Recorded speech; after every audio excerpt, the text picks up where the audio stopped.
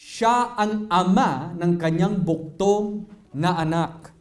Now, in the original manuscript ng English version of the confession, ito po nakalagay.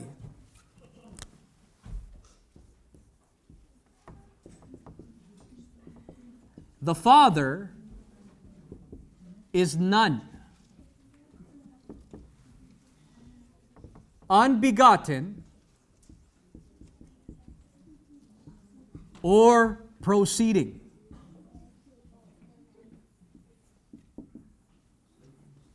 Okay? Yan ang nakalagay sa wikang English ng ating confession ayon po sa original na pagkakasalin. The Father is none, unbegotten, or unproceeding. Na anong ibig sabihin po nun? The Father is none. Ang ibig sabihin po niyan, mga kapatid, He is not created. Hindi siya nilikha. Okay? So kapag sinabi po na ating mga Reformed Baptist na mga kapatid na ang Ama ay wala, it doesn't mean that He's nothing. It means that He is not created. Walang lumikha sa Kanya. Kaya nga sa wikang Tagalog, ang sinalin po dito, ang buhay ng Ama ay walang pinanggalingan. He is none. He is not created by anyone or by anything. Kaya nga when we say that God is Yahweh, okay, ang katumbas po ng covenant name po na yan is I am that I am. Okay? And that simply means God or Yahweh has always been, and there is none like Him. He is self-existing. Kaya nga pagdating ho sa ating pag-iisip, kung ang tao may pinanggalingan, ano yung pinanggalingan ng Diyos? Wala. The Father is none. Yun ang ibig sabihin po nun. Pero dito po tayo medyo mapapahaba dahil when we get into the doctrine of anong ibig sabihin that the Father is unbegotten, bago ko po ipaliwanag ho ito mga kapatid, I want to first focus on the title, Father. Because ang madalas po natin naririnig po minsan, lalo na in contemporary quote-unquote Christianity, is that whenever we talk about the Father or we talk about the Son, ito madalas po na lumalabas sa ating mga bibig. Alam mo, miss na miss ko na si Papa Jesus. Miss na miss ko na si Papa Father. Now, depende ho. What do you mean by that? Ang turing mo ba kay Papa Father is parang Papa lang in the sense of nalalapitan mo siya, pero wala yung paggalang, wala yung respeto, hindi ka nanginginig. That's a wrong way of viewing God. Now, in the Bible, mga kapatid, kapag sinabi po that the Father is called the Father, hindi po ito pangalan na ibinigay ng tao sa Diyos. Kundi ito na po ang kanyang pangalan from eternity. This is who He is. In other words, siya ay si Yahweh, pero siya din ang Ama. And in the Bible, kapag tayo po ay nag-aaral po nung salitang Father in the Word of God, you will notice a few things. Minsan, ang pangalan o titulo Ama, we are well acquainted, ito po ay tumutukoy sa unang persona ng banal na Trinidad. We are well familiar with that. Our Father who art in heaven. Anything you ask the Father in my name, He will give it. Yan ay madalas tumutukoy sa unang persona ng banal na Trinidad. But did you know sa teachings po of the Old Testament na minsan ang titulo na Ama ay tumutukoy sa bawat persona ng Trinidad? Basahin po natin dito sa Deuteronomy chapter 32. Deuteronomy chapter 32 verse 6. Deuteronomio 32 talatang 6. Minsan, ang Father ay tumutukoy to each persons of the Trinity. Deuteronomy 32 verse 6. Ganito pa ba ang igaganti ninyo sa Panginoon? Kayong mga mangmang at kulang sa pangunawa. Hindi ba siya ang iyong ama na lumikha sa inyo at nagtaguyod na kayo'y maging isang bansa? In English of verse 6, is this the way you repay Yahweh, you foolish and unwise people? Is He not your Father, your Creator, who made you and formed you? So kapag in your English translation, you have the capitalized L-O-R-D, in your English translation, what this really means sa original is Yahweh. Okay? Or in Hebrew, yan po yun. Lord, all capital, is Yahweh. Okay? Now, maaari ho natin tanungin, bakit po natatakot yung mga sinuunang tagapagsalin na i-translate po yung Lord into Yahweh? Is because a lot of the translators back then, kagaya po ng mga Hudyo, ay natatakot to pronounce the name of the Lord in vain or to even write it in vain. Pero whenever you see capital L-O-R-D, Yahweh ho yun. So ang tanong po dito, si Yahweh, tumutukoy lang po ba yan sa isang persona lang? No. Ang una, ikalawa at ikatlong persona ay maituturing Yahweh. At sa konteksto po ng Deuteronomio 32, when the Bible says, si Yahweh ang ating Ama, tumutukoy po yan sa first person, second person, third person of the Trinity. Moreover, maging si Kristo ay tinawag din po Ama in Isaiah chapter 9. Kung ating po babasahin, Isaiah chapter 9. And let us begin here, mga kapatid, in verse 6. Isaiah chapter 9 verse 6. Maging si Kristo ay tinawag Ama. In verse 6. Ipapanganak ang isang batang lalaki na mag-ahari sa amin, tatawagin siya kahanga-hangang tagapayo, makapangyarihan Diyos, walang hanggang Ama, at prinsipe ng kapayapaan. So even Christ, according to Isaiah 9, ay tinatawag po walang hanggang Ama. Now, marami pa ho dito sa Isaiah, kagaya po ng chapter 63, kung ating po babasahin. Isaiah 63, ang bawat persona ay tinatawag Ama. Isaiah 63, verse 16. Isaiah 63, verse 16. Sapagkat kayo ang aming Ama, kahit na hindi kami kilalanin ni Abraham at ni Jacob, na kanilang lahi, totoo, Panginoon, kayo ang aming Ama, ang aming tagapagligtas mula pa noon. Eh yung ginamit po dito na salita ng Panginoon, capital L-O-R-D na naman.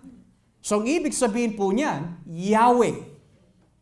So sino po ang Ama? Sino po ang itinuturing Ama ng mamamayan ng Israel? Si Yahweh. At sino po si Yahweh? The Father, the Son, and the Holy Spirit. Now, we have come to learn that kapag ginamit po yung salitang Father, depende sa konteksto, ito po ay tumutukoy sa bawat persona ng Trinidad within the framework of Yahweh. Pero we also see in the Bible that Father points to the first person of the Trinity and their relationship with the second person of the Trinity. Basahin po natin on John chapter 1. John chapter 1. Talatang 14. John chapter 1, verse 14. Dito, kapag ginamit po yung salitang Ama, tumutukoy po ito sa relasyon ng unang persona dun sa ikalawang persona. John 1:14. Nagkatawang tao ang salita at namuhay na kasama natin. Nakita namin ang kadakilaan niya bilang kaisang-isang anak ng Ama. Puspos siya ng biyaya at pawang katotohanan ang mga sinasabi niya. We have seen His glory, the glory of the one and only Son. So that's the second person of the Trinity, who came from the Father, the first person of the Trinity. So dito, ipinapaliwanag po ni Juan in John 1:14 kung paano po gamitin yung salitang Ama sa konteksto ng relasyon ng unang persona doon sa ikalawang persona. Now, ibaba po natin ang basa in verse 18. Verse 18. Wala pang nakakita sa Diyos Ama kahit kailan, ngunit ipinakilala siya sa atin ng kanyang buktong na anak, na Diyos din nga at kapiling ng Ama. No one has ever seen God but the one and only Son, who is Himself God and is in closest relationship with the Father. So sa konteksto po ng talatang 18, paano po gamitin yung salitang Ama? In the context of the first person's relationship with the second person of the Trinity. Okay? So depende po sa paggamit ng salitang Ama in the context of God, minsan ito po ay tumutukoy kay Yahweh, all three persons, or minsan tumutukoy sa unang persona, sa kanyang relasyon sa ikalawang persona. Ngayon, dito po tayo magfo-focus po lalo. We want to focus on the next word that is here, and that is the word unbegotten. Sa pag-aaral po ng theology, may tinatawag po, specifically in the study of the Father, the property of the Father. Kapag sinabi po the property of the Father, hindi po ito tumutukoy na may mga pinag-aarian po siya ng mga building, kagaya po natin property or properties. But when we say the property of the Father, it's another way of saying, ito ang meron ang Ama na naiiba sa Anak at sa Espiritu Santo. Ito ang naiiba sa Ama na naiiba sa Anak at sa Espiritu Santo pagdating sa kanilang order of relationship. Halimbawa, may mga ilan ho sa atin na nagtanong po noon, Pastor, how come Jesus is not called the Father? Ang tawag sa Kanya lagi is the Son. And bakit po yung Father, He's never called the Son? Is because yun ang kanilang mga distinctive properties. Yun ang kanilang mga essence, being of who they are sa kanilang mga distinction sa banal na Trinidad. A good example is, a property of the Father is that siya yung unbegotten. At ano pong ibig sabihin po nun? Marami ho sa atin, you are familiar with John 3:16. For God so loved the world that He gave His only begotten Son. Kapag sinabi begotten, that means yung anak, kaya siya itinuring anak dahil meron po siyang relasyon kanino? Sa Ama. At kaya naman tinawag po si Ama bilang Ama dahil sa kanyang relasyon sa kanyang anak. But here is where it gets overwhelming. Ang pagiging Ama and unbegottenness ng Ama ay iba ho sa atin. What does that mean? Ang tao ay nagiging isang Ama kapag meron po siyang anak. And that happens later on in life. Sometimes accidentally, sometimes intentionally. Pero pagdating sa Ama, bago pa ho nagkatawan tao si Kristo at inangkin po niya yung titulo, anak ng tao, anak ng Diyos, the Father has always already been the Father. There was never a time, if I could use that the Father was never the Father. Humanistically, nagiging ama lang ang isang tao kapag nagkaroon ng anak. Pero ang Ama, bago pa man likhain ang anumang bagay, before He created anything, before He begotten anything, He was always the Father. And you want to ask, how does that work? I don't know. Diyos siya eh. Kung maunawaan po natin kung bakit ganito, hindi na siya Diyos. But what we do know, the Father has always been the Father. Ngayon, when it comes to the Trinity, mga kapatid, I want to erase this muna. Pagdating po sa banal na Trinidad, may mga tinatawag po na operation. Okay? In Latin, may tinatawag po opera ad intra. And then may tinatawag po na opera ad extra. Okay? What does that mean? In Latin, opera ad intra means the operation or work in relationship within. Yung operation ng banal na Trinidad within. In other words, ano po ba ang relasyon ng banal na Trinidad in eternity? Pagdating po sa Latin word opera ad extra, ang ibig sabihin po niyan, paano po ipinakita ng banal na Trinidad kung sino sila sa konteksto ng kaligtasan? Well, let's begin with opera ad extra. Ang gawain po ng Ama is election. Ang gawain po ng Anak is atonement. Ang gawain po ng Espiritu is application of life. In other words, kapag sinabi po opera ad extra, ang trabaho po ng bawat persona sa banal na Trinidad, pagdating sa kaligtasan, ay may mga kanya-kanya po sila mga katungkulan.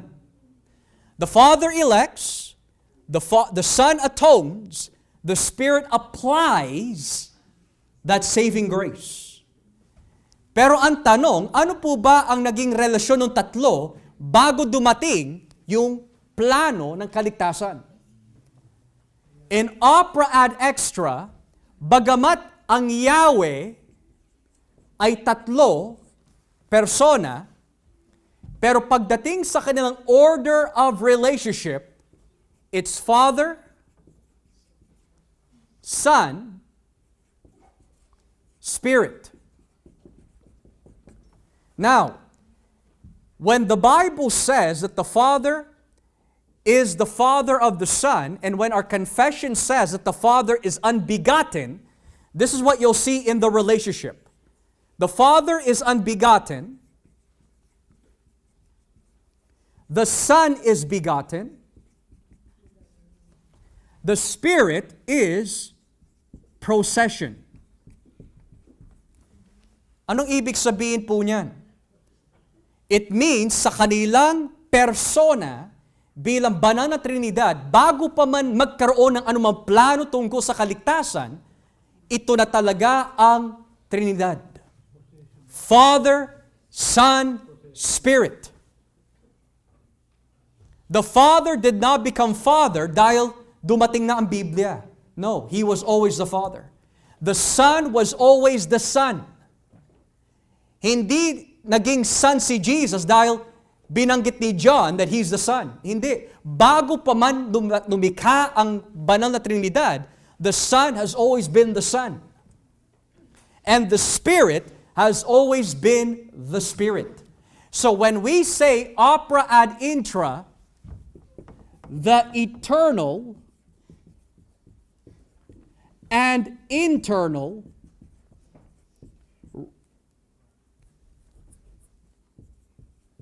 relationship of the Trinity.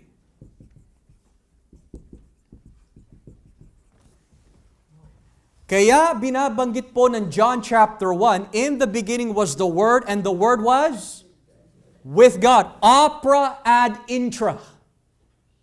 May relasyon na sila.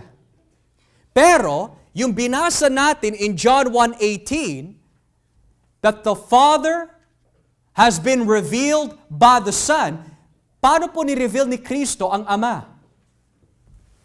Through opera ad extra, nung nagkatawang tao si Kristo. Now, ano po ang pinapakita sa atin ng Biblia? Karamihan po ng binabanggit ng Biblia tungkol sa Ama, sa Anak at sa Espiritu Santo ay madalas opera ad extra. Pero madalang lang banggitin ng Biblia yung mga ibang detalye tungkol sa opera ad intra. Kaya kung tatanungin niyo po ako, bakit ang Ama ay naging Ama, hindi na lang siya yung naging anak? Dahil the Father has always been the Father. Now, when you notice our universe, mga kapatid, sa iyong mga, alam ko sa mga ama po ninyo at kayong mga ama, you will notice something. You have a love for your children, you have a desire to protect your family and to provide for them. Saan nanggaling yung mga karakteristik na yun? It comes from the Father. When we talk about little children, bakit napaka-dependent po nila sa kanilang mga magulang? Where did they get that characteristic from? The Son. And who gives all of these things to work and to have life? The Spirit. So when our brothers who are Reformed Baptists say na ang Ama is unbegotten, hanggang dun na lang po tayo. Hindi ko pwede sabihin, well, ito yung ginawa ng Ama para hindi siya maging begotten. Hindi ho. He has always been and forever shall be the unbegotten Father. Yun ang Ama. How that works, again, I don't know. So, when we talk about, mga kapatid, doon sa confession po kanina, that the Father does not proceed, di ba nabasa natin yun? The Father does not proceed. Ang ibig sabihin po nun, when the Father is unbegotten, it means, hindi po niya kagaya ang anak pagdating sa mga distinction na pinag-aaralan natin. The Father is not the Son. The Son is the Son. The Father is the Father. The Spirit is the Spirit. Ngayon, nung binanggit po na ating confession that the Father is not proceeding, ang ibig sabihin po nun, pagdating sa opera ad extra, ipinadala ng Ama ang anak. Ipinadala ng Ama at ng anak ang Espiritu Santo. Pero never po natin makikita sa Biblia, ipinadala ng anak at ang Espiritu Santo ang Ama. Never. The only closest thing that we see in the Bible na ang Ama ay bababa ay hindi dahil siya ay ibinaba, but rather bumaba siya dahil ibinigay sa kanya ni Kristo ang kaharian. And that's 1 Corinthians 15. So when our confession says that the Father is not proceeding, siya ang nagpadala sa anak, siya ang nagpadala sa Espiritu, pero hindi ang anak o Espiritu nagpapadala sa Ama. So now that begs the question, mas mataas ang Ama kaysa sa lahat? Hindi ho. Pagdating sa opera ad intra, kahit Father, Son, Spirit ho sila, pantay-pantay. They're all equal. Pero pagdating ho dito, nagkakaiba po ang kanilang tungkulin sa konteksto ng redemption. Pero hindi nangangahulugan, mas mataas ang Ama kaysa sa anak, mas mataas ang anak kaysa sa Espiritu, kundi lahat sila ay Yahweh. At kung lahat sila ay Yahweh, pantay-pantay lang ho sila. Now, if you come out of this confession session by saying, Pastor, I really don't understand, I'm with you. You know why? Kasi ang Diyos ang pinag-uusapan natin dito. The closest thing I can tell you is, the Father has always been the Father, the Son has always been the Son, the Spirit has always been the Spirit. And we say Amen. Amen? So, with that being said, mga kapatid, I don't want to tread any further sa ating pag-aaral of the Trinity when it comes to this because there's only very minimal things that are said about the opera ad intra in the Bible. Does anyone have any questions? Yes po. Yung Son, kasi di ba, Father ang begotten, tapos yung Son begotten process. Yung bang Son kaya siya tinawag na Son? Yung nasa katawan Diyos siya, yung Diyos siya, bago siya bumaba. Masasabi ba natin na tawag na rin sa kanya Son? From what we see in the Bible po, that the way that even in the Old Testament, kapag binasa po natin ang Psalm chapter 2, sabi po doon, ibinigay ng Ama ang lahat dun sa anak. When you read Proverbs 30, it's interesting. Babasahin ko na lang po sa inyo, Brother Joel, para makita ho natin. Kasi hindi lang po ito isang New Testament doctrine, kundi maging sa Old Testament, the Son has always been called the Son. At meron po siyang gagawin. So, Psalm chapter 2 verse 7. Psalm 2 verse 7. Sinabi ng hari na hinirang ng Diyos, sasabihin ko ang sinabi sa akin ng Panginoon, ikaw ang anak ko. At ngayon ipapahayag ko na ako ang iyong ama. So, ang tawag po dito, to the second person of the Trinity, anak. Pagdating po natin, I believe it's in Proverbs chapter 30, kung hindi po nagkakamali. Proverbs chapter 30, may binabanggit din po dito. Proverbs chapter 30 verse 4. Proverbs 30 verse 4. May tao bang nakaakyat na sa langit at buwaba sa mundo? May tao bang nakadakot ng hangin sa kanyang mga kamay o kaya ay nakabalot ng tubig sa kanyang damit? May tao bang nakapaglagay ng hangganan sa mundo? Kung may kilala ka, sabihin mo sa akin ang kanyang pangalan at ang pangalan ng kanyang anak. So sino po nag-fit ng description po na yon? Si Jesus. And notice how the author of Proverbs says, anong pangalan ng anak niya? So you already see this word anak being spelled out sa lumang tipan at meron po siyang pinoproject, which is Christ. Yeah. So kaya ko nga po nasabi dito that bakit siya ama, bakit siya anak, bakit siya espiritu in eternity? That's how God is. So the Father cannot exist not being the Father. The Son does not exist not being the Son. It's who they are. Pero they're Yahweh. Yahweh sila. The Spirit has always been Spirit. Kasi even sa lumang tipan, the Spirit hovered over the waters. The Spirit of the Lord is with me. Puro lagi Spirit eh. What we could say is pagdating sa salitang Father, depende sa konteksto, it could be each person. Pero pagdating po dito, individually, yan po sila. Okay? Yes, Kuya.